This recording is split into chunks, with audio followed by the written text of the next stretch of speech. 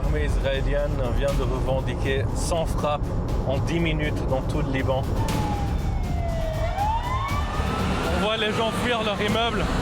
Un immeuble en entier a été descendu. Ça, c'est le parking.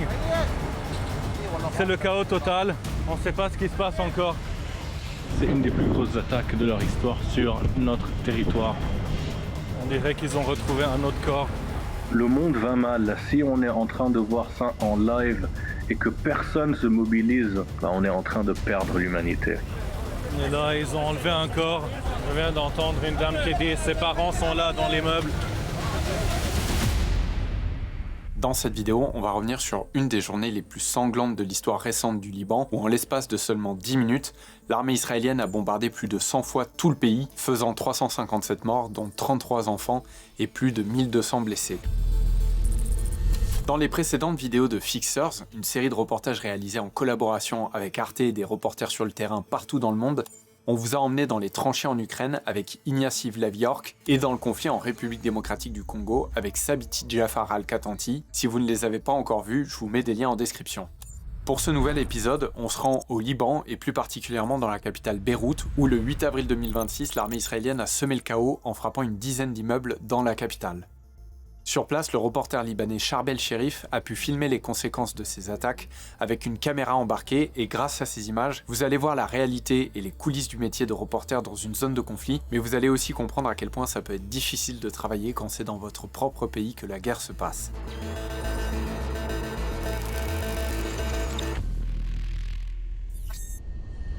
Avant de commencer, il faut que je vous donne un peu de contexte parce que dans la nuit du 7 au 8 avril 2026, un cessez-le-feu a été prononcé entre les États-Unis et l'Iran. Des négociations dans l'État israélien qui bombarde lui aussi l'Iran a été exclu. Ils étaient contre cette décision et ont décidé de continuer de leur côté la guerre contre le Hezbollah au Liban. C'est aussi dans la même nuit, alors que la trêve était en train d'être mise en place et qu'il y avait encore un espoir que le Liban soit inclus dans ce cessez-le-feu, qu'un café a été bombardé dans la petite ville portuaire de Saïda au sud du pays.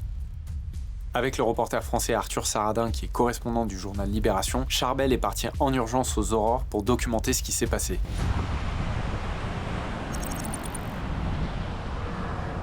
So this is the corniche of Saida, where a lot of people gather for coffees, shisha, and just normal citizen life. And there is the cafe. I am currently at the site of the massacre that just happened this morning in Saida. The damage is massive, as you can see. An entire motorcycle gone. The car entirely gone. And you can see here the delivery bag of the young man, as well as his hoodie. The smell is absolutely horrible. You can smell the blood, wood, burnt material, gunpowder. Checking neighbors from the area.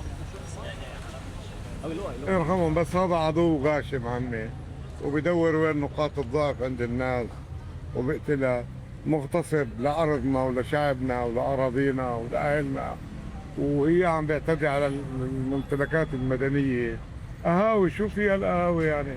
فيها مضاد للطائرات، عم بيقتل الأطفال، عم بيقتل الأولاد، عم بيقتل الجنوب كلياته، دمر بيوت الناس، دمر معيشة الناس، دمر سيارات مدنية الناس. أصلا كلها مدنية هون بتيجي. هو مش قادر للمقاومة ولا حزب الله ولا القوى المسلحة، عم بدق بالمدنيين بس ليعدل فرقه بين قدام شعبه، ولا هو دولة مستعمرة خاينة صهيونية لا تؤمن بالإنسانية.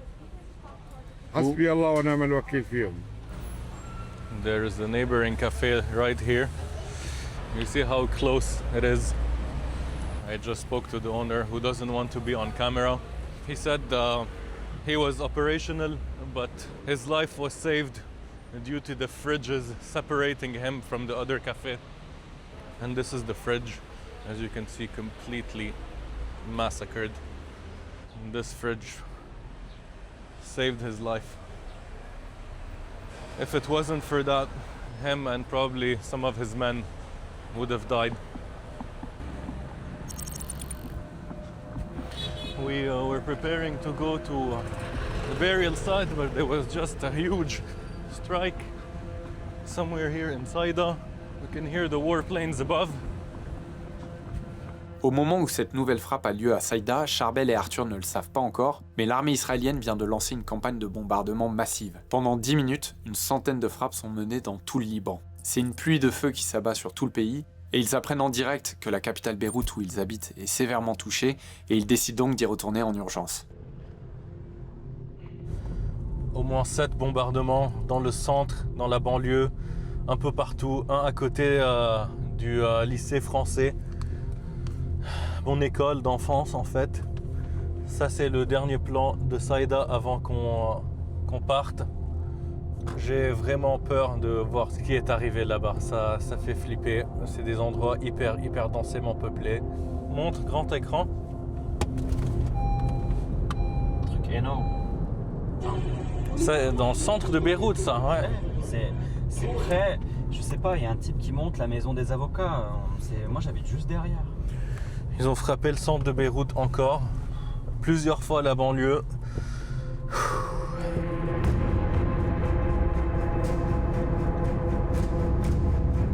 En quelques minutes, on reçoit des alertes. Une frappe, 2, 3, 10, 30, 50. Et j'arrive, je vois une fumée totalement noire, un feu énorme. Tu vas voir les images, c'est horrible.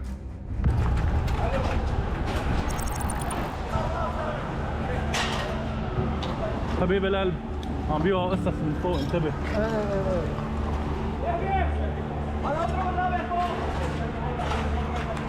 Il lui dit d'éteindre le 4e, toujours en feu. Du jamais vu, ils ont éclaté Beyrouth.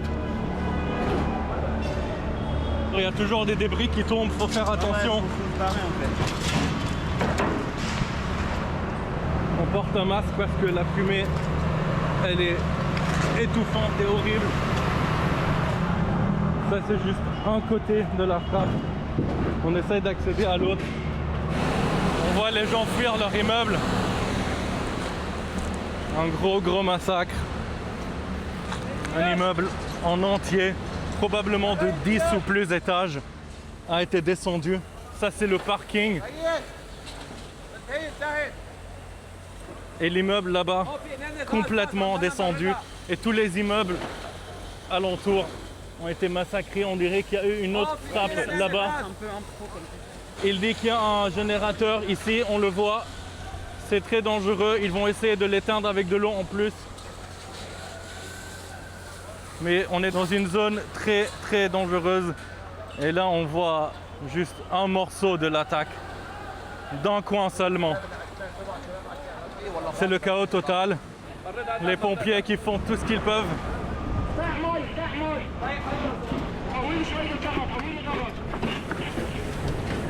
Il n'y a que de la fumée là qui sort. Comme vous pouvez voir, les pompiers sont toujours en train de bosser. C'est grâce à ces hommes que probablement le nombre de blessés va diminuer.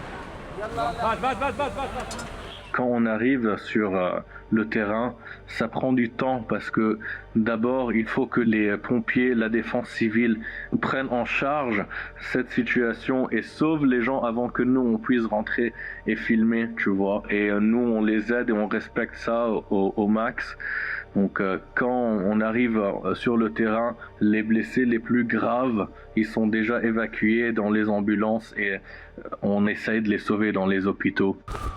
On ne sait pas combien de morts pour l'instant. Ils sont en train toujours d'enlever des corps là. Et les mecs de la défense civile qui disaient que c'est un endroit pas safe et ils peuvent refrapper maintenant.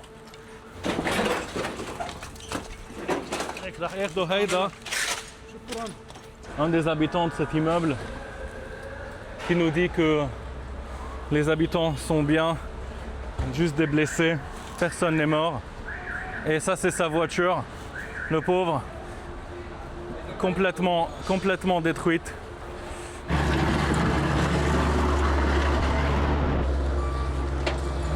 vient de nous dire que c'est 3 frappes, une là en haut, une dans le parking et une à l'intérieur. 3 frappes dans le même kilomètre carré, même pas. Vous pouvez voir les dégâts qui sont hallucinants. Donc là, on a décidé de quitter nos collègues de ce quartier, aller voir Caracas, un quartier pas très loin d'ici.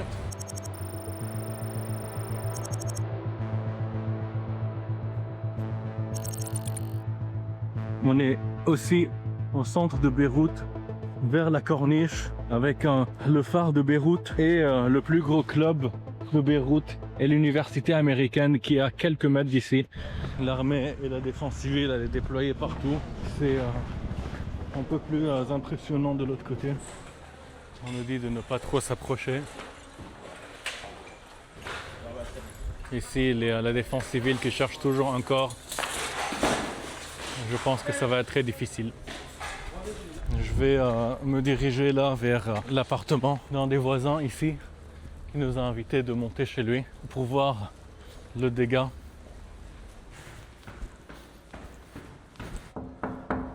اهلا يا هلا استاذ علي ايه معك كيفك؟ حبيبي عجبك؟ الحمد لله على السلامة. الله يسلمك راح فرجيك هونيك بالاول يلا قدام. Donc on est avec Ellie qui nous a accueillis dans son appartement. On pourra voir le dégât de ce côté. Ah ouais, quand même.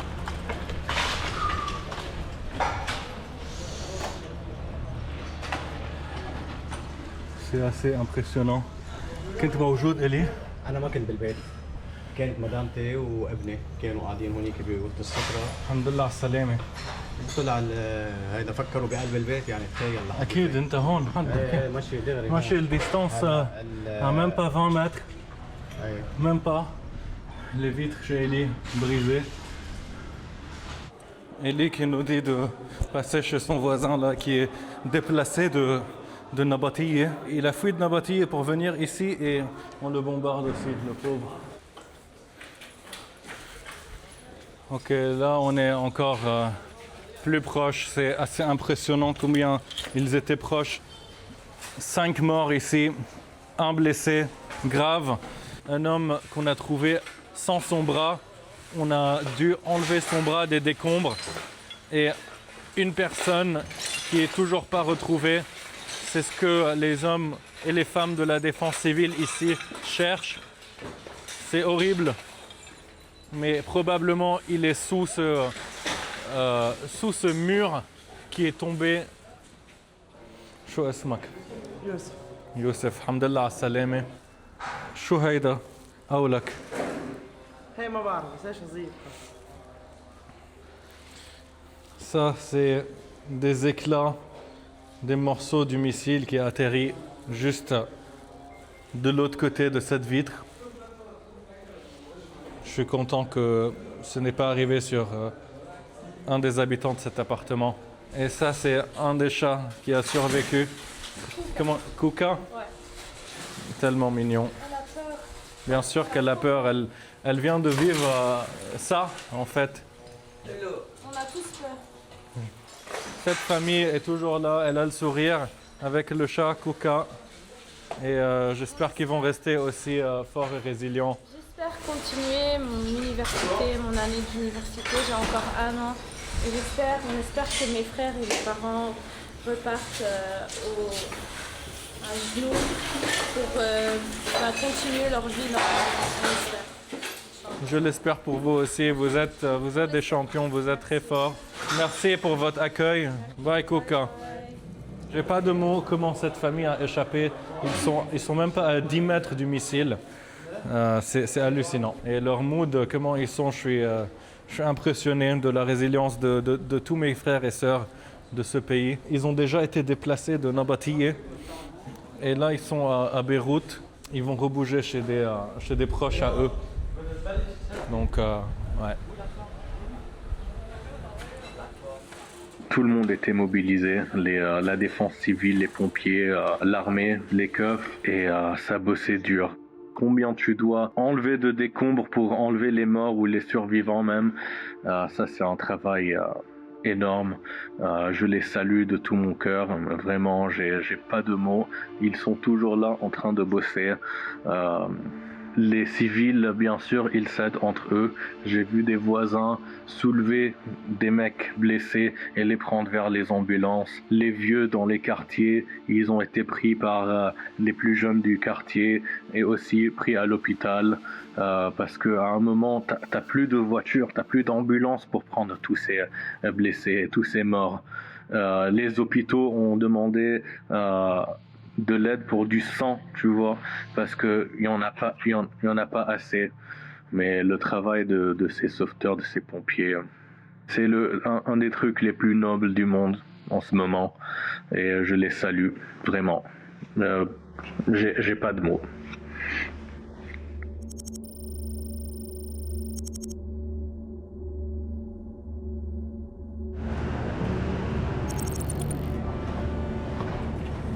Je me trouve là dans le quartier de Ain el-Mreissé, à 1,5 km de l'autre frappe, à Caracas, Ras Beyrouth. C'est en fait un peu le même quartier. Je sais pas c'est quoi le nombre de morts ou de blessés en ce moment, mais comme vous pouvez l'entendre, le drone qui est juste au-dessus de Beyrouth, qui vole très bas. Les Israéliens n'ont pas fini leur massacre aujourd'hui. Un cessez-le-feu qui nous inclut pas. Je sais pas comment on va gérer la suite.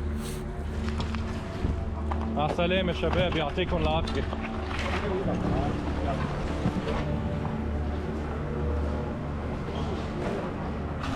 معنا حتى اليمامي ما سلمي والله حتى اليمامي. شو صار هون؟ بناية كم طابق أول شيء؟ هي شقفة من هاي؟ أول ما تفوت زعزعت البناية ملحة هرب والملح. سلامة يا حبيبي. الله يرحمك. Les Grecs, ils ont retrouvé un autre corps. Pour l'instant, on est à 20 morts et 7 corps pas retrouvés, donc j'imagine là 6. À mon arrivée, il y avait 7 corps sous les décombres et maintenant ils sont 6. On vient de voir le corps qui vient d'être pris là. La défense civile travaille toujours pour essayer de les retrouver.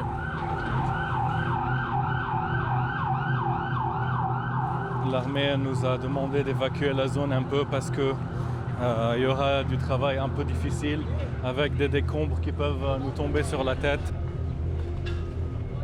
Je commence à perdre les mots de cette journée assez sanglante et dégueulasse.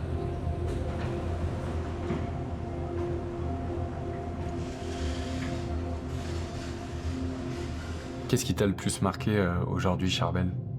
J'ai vu un jeune qui était tout découpé de là et il était tout gris et son visage en sang. Le dernier que j'ai vu, c'était un vieux, au moins 70 ans, un trou dans la joue, le pauvre. Il l'avait enlevé du 9e étage. Le 10e est tombé sur lui, ils l'ont enlevé du 9e qui était à moitié suspendu, tu vois. Les pompiers l'ont sorti, l'ont descendu et l'ont pris directement dans l'ambulance. Au moins il a survécu. Un des immeubles, ils ont enlevé un homme qui avait perdu son bras. Ils l'ont enlevé et le bras, bien sûr, tu peux pas t'imaginer le sang. Ils ont retrouvé son bras après et ils lui ont redonné pour le prendre à l'hôpital pour essayer de le réattacher. Je sais même pas si c'est possible.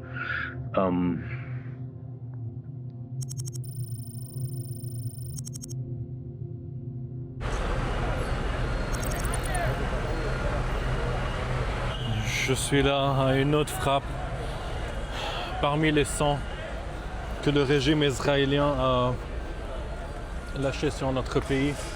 Ici, c'est un endroit résidentiel aussi, que des civils. Comme vous pouvez le voir, ils sont toujours en train d'enlever des corps et des habitants de l'immeuble qui n'arrivent pas à descendre. Un immeuble de 10 étages massacré. La police qui prend les caisses qui sont complètement détruites. يعطيك العافية. هلا عم ندور الاذان بس. معبى شحتار. يعطيكم العافية حبيبي. Au moins, il y a toujours un peu d'humour avec eux. Une amie à moi qui habite à 2 immeubles à côté, elle est bien. Elle a dit que les blessés qui viennent sortir, elle les connaît personnellement, c'est ses voisins.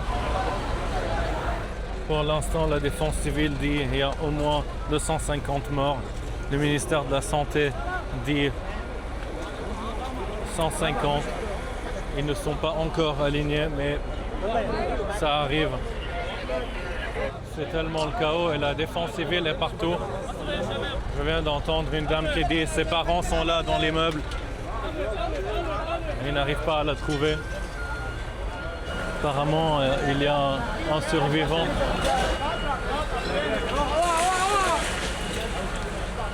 Des décombres qui tombent sur les teams de la défense civile et paramédics. Il est toujours vivant. On ne sait toujours pas combien de corps sous les décombres, combien de survivants. Le nombre fait que monter exponentiellement. J'ai jamais vu une journée aussi sanglante de toute ma vie. Je pense que je vais plier cette journée. Je suis au bout. Et je peux même pas imaginer les familles des morts et des blessés. J'ai couvert 4 frappes dans le centre seulement. 4 dans le centre de Beyrouth et les autres un peu plus loin. J'ai même pas pu accéder. J'ai même pas eu le temps. J'étais éclaté à la fin de cette journée. C'est bon. C'est le max de voir des corps en train d'être transportés. Et voilà. Il y a de la haine. C'est horrible qu'ils te fassent ressentir un truc comme ça. Tu t'imagines, moi qui n'a pas encore perdu, j'espère pas, quelqu'un dans ma famille ou de mes amis proches. J'ai perdu des amis que je connais loin et des collègues depuis le début de la guerre en 2023, je vais dire jusqu'à maintenant. Mais tu t'imagines ce que les jeunes qui vont grandir sans leurs parents ou sans leurs enfants ou leurs frères et sœurs, qu'est-ce qu'ils vont ressentir? Qu'est-ce qu'ils vont penser de ce régime? Après, ils disent, ben oui, c'est eux, ils veulent notre mort et ils scandent notre mort. Mais qu'est-ce que tu es en train de faire dans une guerre comme ça? Et aujourd'hui, il est fier de dire qu'on a fait une attaque coordonnée de 50 avions sans frappe en 10 minutes. Mais vous vous rendez compte de cette folie? Donc, les gens qui disent ouais c'est une guerre contre le Hezbollah, même si c'est une guerre contre le Hezbollah, tu fais pas un massacre comme ça sur des civils et t'appelles toujours ça une guerre contre le Hezbollah. Ça c'est une guerre contre l'humanité, contre les Libanais, et il y a une haine qui est inexplicable. Nous ici sur le terrain, on peut juste regarder et voir nos amis, nos familles mourir devant nous et personne ne leur ramène de la justice. Ils vont se dire non mais ils ne doivent pas être dans des endroits avec le Hezbollah ou des activités terroristes. Mais il faut arrêter. Aujourd'hui c'est l'exemple parfait de ce que est ce régime. Dans un communiqué, le haut-commissaire aux droits de l'homme des Nations Unies a déclaré, je le cite, que l'ampleur des massacres et des destructions est tout simplement effroyable. Un tel carnage, quelques heures seulement après la conclusion d'un cessez-le-feu avec l'Iran, dépasse l'entendement.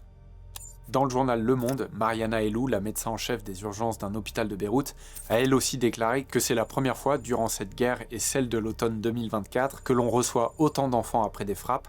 C'est parce qu'elles ont eu lieu dans des quartiers habités et sur des immeubles dans lesquels vivaient des familles.